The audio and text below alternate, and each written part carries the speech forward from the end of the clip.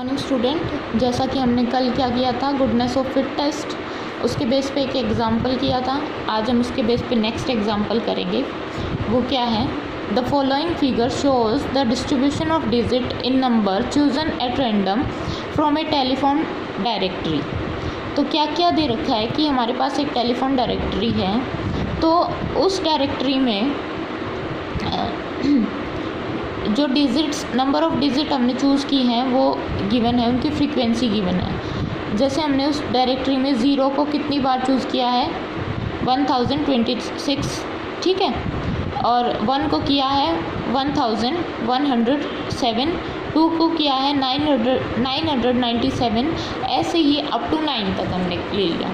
और टोटल कितने हो गए इनके? ये हो गए हमारे 10,000। Test whether the digits may be taken to occur equally frequently in the directory। तो हमें ये फाइंड आउट करना है कि क्या ये जो डिजिट अक्कर हो रही हैं, क्या ये इक्वली फ्रीक्वेंटली अक्कर हो रही हैं। इसको टेस्ट करने के लिए सबसे पहले हम क्या करेंगे? नल हाइपोथेसिस सेट करेंगे। Here we set up the null hypothesis. हमारी नल हाइपोथेसिस क्या होगी? नल हाइपोथेसिस यही होगी कि हमारी जो डिजिट्स हैं वो इक्वली फ्रीक्वेंटली अक्कर कर रही हैं, किसमें? डायरेक्टरी में, ठीक है। तो नल हाइपोथेसिस के अंडर हम एक्सपेक्टेड फ्रीक्वेंसी निकालेंगे हर एक डिजिट की। वो क्या हो जाएगी? जो टोटल नंबर ऑफ जो frequency I, total frequency divide by क्या कर देंगे? Number of digits. वो कहाँ तक ली थी हमने? 10, ठीक है।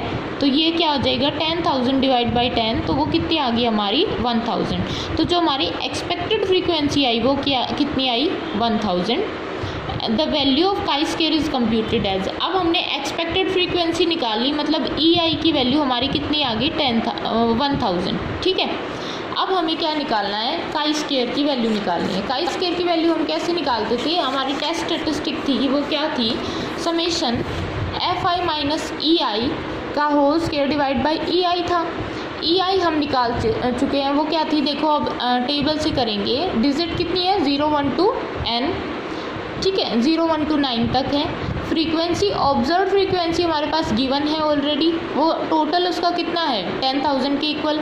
उसके बाद हमने निकाली थी एक्सपेक्टेड फ्रीक्वेंसी। एक्सपेक्टेड कैसे निकाली थी? 10,000 divide by total number of digits.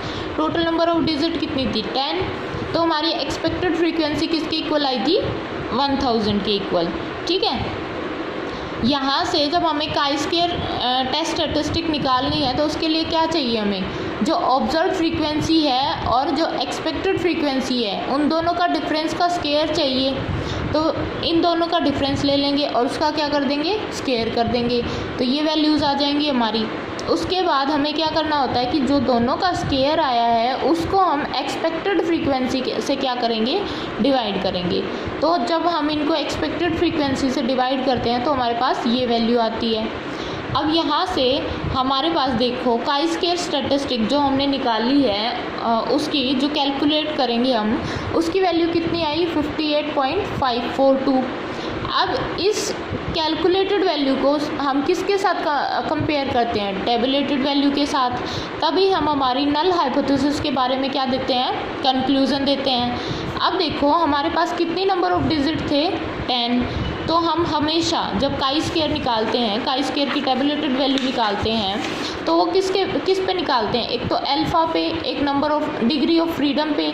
Degree of freedom क्या होती है? n-1, मतलब यहाँ पे कितनी हो जाएगी? 10 - 1 9। और अल्फ़ा क्या होता है हमारा? Level of significance. हम मोस्टली जो लेवल ऑफ सिग्निफिकेंस होता है वो मोस्टली क्या लेके चलते हैं? 0.05, है ना, मतलब 95% पे लेके चलते हैं मोस्टली। तो यहाँ पे अगर हमने हमारी जो टेबुलेटेड वैल्यू थी काई स्क्वायर की, वो कहाँ पे निकाली? सिग्निफिकेंस लेवल 0.05 पे। और डिग्री ऑफ फ्रीडम कितनी होगी? 9 डिग्री ऑफ फ्रीडम। वो वैल्यू किसके इक्वल आई हमारी? 16.912, ठीक है। अब आप सोचोगे कि ये वैल्यू कहाँ से आती है, तो हमारे पास देखो पीछे टेबल गिवन है, ये वाली टेबल है। तो हमारे पास कितनी थी? 9 डिग्री ऑफ फ्रीडम थी और लेवल ऑफ सिग्निफिकेंस कितना था? 0.05 था, ठीक है। तो तो देखो 9 डिग्री ऑफ फ्रीडम पे 0.05 की वैल्यू कितनी है, 16.912। ठीक है, तो यहाँ से हमारे पास किसकी वैल्यू आ गई, काई स्क्वायर टेबुलेटेड की। और हमारे पास काई स्क्वायर टेबुलेटेड की वैल्यू कितनी आई, 16.912। और नल हाइपोथेसिस को हम रिजेक्ट कब करते हैं, जब हमारी कैलकुलेटेड वैल्यू किससे ग्रेटर हो जाए, टेबुलेटेड वैल्यू से। तब हम क्या करते हैं, नल हाइपोथेसिस को रिजेक्ट करते हैं। तो यहाँ पे देखो कैलकुलेटेड वैल्यू कितनी थी, 58.542, और वो किससे ग्रेटर हो गई, 16.912 से। इसका मतलब क्या है, हम नल हाइपोथेसिस को रिजेक्ट करेंगे।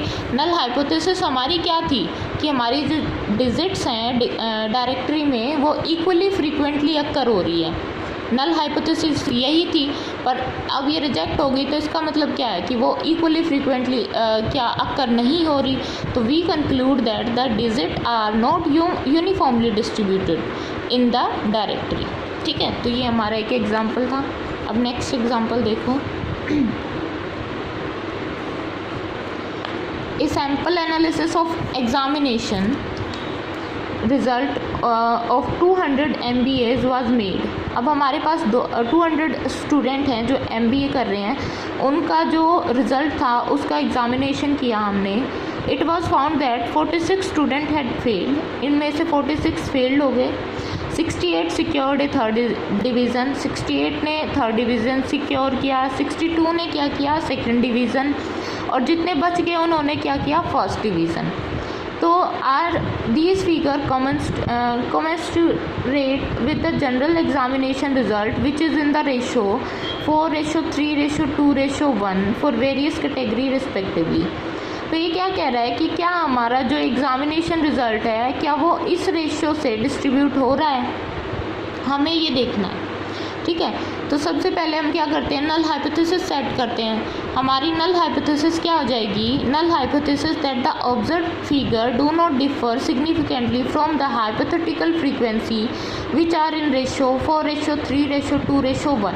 ये क्या कह रहा है कि हमारी जो ऑब्जर्व फिगर आएगी, जब हम ऑब्जर्वेशन लेंगे इनकी, वो डिफर नहीं करेगी जो हमारी हाइपोथेटिकल फ्रीक्वेंसी है। हाइपोथेटिकल फ्रीक्वेंसी हमारी किस रेशियो में है, 4:3:2:1 में। तो ये इस रेशियो से जो हमारी ऑब्जर्व आएगी वो डिफ़र नहीं करेगी, ये हमें फाइंड आउट करना है। तो देखो इसके लिए हम सबसे पहले क्या करेंगे, नल हाइपोथेसिस सेट कर देंगे।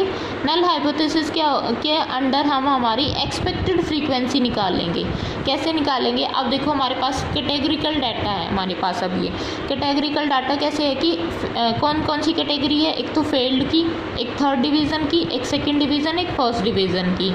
हमारी जो ऑब्जर्व फ्रीक्वेंसी थी, ऑब्जर्व देखो कि इसने कहा कि 46 स्टूडेंट क्या हो रहे हैं, फेल हो रहे हैं। 68 क्या कर रहे हैं, थर्ड डिवीज़न है। 62 को कितना मिला, सेकंड डिवीज़न। और जितने बच गए मतलब 24 हमारे बच गए, उन्होंने क्या किया, सिक्योर किया, फर्स्ट डिवीज़न सिक्योर किया। ये तो थी हमारी ऑब्जर्व फ्रीक्वेंसी। बट जो हमारी एक्सपेक्टेड फ्रीक्वेंसी है, जो हाइपोथेटिकल फ्रीक्वेंसी है, वो उसकी रेशियो गिवन है हमारे पास। वो कितनी है, 4:3:2:1। तो इस रेशियो से हम क्या निकाल सकते हैं, एक्सपेक्टेड फ्रीक्वेंसी कितने स्टूडेंट की, 200 स्टूडेंट की। अब देखो फर्स्ट निकालेंगे 400। अब इन सबका सम कितना है, 10। ठीक है, तो 400 डिवाइड बाई 10 मल्टीप्लाई बाई 200। तो हमारे पास 80 स्टूडेंट ऐसे हैं जो फेल हो रहे हैं एक्सपेक्टेड में। ऑब्जर्व हमारे कितने थे, 46। उसके बाद देखो नेक्स्ट क्या है, 3 डिवाइड बाई 10 इंटू 200, मतलब 60 स्टूडेंट ऐसे हैं जो थर्ड डिवीज़न सिक्योर कर रहे हैं, एक्सपेक्टेड हैं ये भी। और यहाँ से जब हम 2 का करेंगे तो 40 स्टूडेंट ऐसे हैं जो सेकंड डिवीज़न सिक्योर कर रहे हैं, एक्सपेक्ट कर रहे हैं हम ये कि 40 स्टूडेंट सेकंड डिवीज़न सिक्योर करेंगे। और जब हम लास्ट वन निकालेंगे 1/10 इंटू 200, वो आ गया 20। मतलब हम ये एक्सपेक्ट कर रहे हैं कि 20 स्टूडेंट ऐसे होंगे जो फर्स्ट डिवीज़न सिक्योर करेंगे। और इन दोनों इनका टोटल सम कितना आएगा सबका, 200। ठीक है, तो यहाँ से अब हमारे पास ऑब्जर्व फ्रीक्वेंसी भी है और एक्सपेक्टेड फ्रीक्वेंसी भी है। काई स्क्वायर निकालने के लिए हम हमेशा क्या करते हैं, ऑब्जर्व माइनस एक्सपेक्टेड फ्रीक्वेंसी का स्क्वायर करते हैं। अब यहाँ देखो इनका सबका अलग अलग होएगा। जो हमने पीछे एग्जांपल किया उनमें क्या था, एक्सपेक्टेड फ्रीक्वेंसी सबकी सेम थी, बट यहाँ पे तो रेशो में गिवन है तो सबकी सेम नहीं आएगी। अब यहाँ से इन दोनों का स्क्वायर डिफरेंस निकाल के उनका स्क्वायर कर दिया, फिर उसको क्या किया, एक्सपेक्टेड फ्रीक्वेंसी से डिवाइड कर दिया। मतलब कि ये जो 1156 डिवाइड बाई 80 होगा तो वो आ जाएगा 14.450। 64 डिवाइड बाई 60 आएगा तो वो आएगा 1.067। 484 डिवाइड बाई 40 करेंगे तो वो आएगा 12.100। 16 को डिवाइड करेंगे जब 20 से तो वो आएगा 0.800। तो इस फ्रीक्वेंसी का जो हमारा ये हमने निकाली है काई स्क्वायर की वैल्यू, उस वो किसके इक्वल आ गई, 28.417। तो हमारी जो कैलकुलेटेड काई स्क्वायर आई वो कितनी आई, 28.417। ठीक है, अब हमारे पास देखो हमें क्या निकालनी होती है, टेबुलेटेड काई स्क्वायर की वैल्यू निकालनी होती है।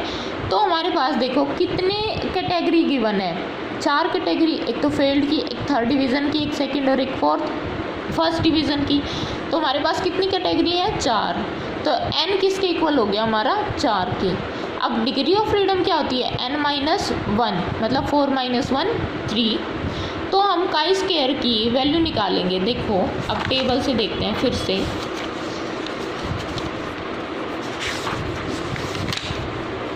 टेबल से कैसे देखेंगे, हमारे पास कितनी डिग्री ऑफ फ्रीडम है, 3, और लेवल ऑफ सिग्निफिकेंस क्या है, 0.05। तो इसकी वैल्यू क्या आएगी, 3 की 0.05 पे 7.815। ठीक है, ये टेबुलेटेड वैल्यू आ गई हमारी, तो 7.815। अब हम क्या करते हैं कि अगर हमारी कैलकुलेटेड वैल्यू ग्रेटर है किससे, टेबुलेटेड वैल्यू से, कैलकुलेटेड वैल्यू ग्रेटर है टेबुलेटेड वैल्यू से, तो हम क्या करते हैं, नल हाइपोथेसिस को रिजेक्ट करते हैं। अब यहाँ पे हम देख सकते हैं कि जो हमारा काई स्क्वायर कैलकुलेटेड है वो है 28.417 और टेबुलेटेड किसके इक्वल है, 7.815। तो ये ग्रेटर हो गया। यहाँ पे क्या करेंगे, अब नल हाइपोथेसिस को रिजेक्ट करेंगे। इसका मतलब क्या है कि जो हमारी एक्सपेक्टेड रेशो थी कितनी थी, वो 4:3:2:1, ये हमारी एक्सपेक्टेड थी, उससे डिफरेंट आ रही है हमारी क्या, ऑब्जर्व्ड वैल्यू। ठीक है, वो दोनों सिमिलर नहीं है। Hence we may conclude that the data are not commensurate with the general examination result। मतलब कि वो दोनों रिजल्ट क्या कर रहे हैं, डिफ़र कर रहे हैं। ठीक है, ये कुछ एग्जाम्पल मैंने आपको करा दिए हैं, कुछ आप ये खुद ट्राई करो और नहीं आता है तो मेरे से कंसल्ट करना। ठीक है, पूछ लेना।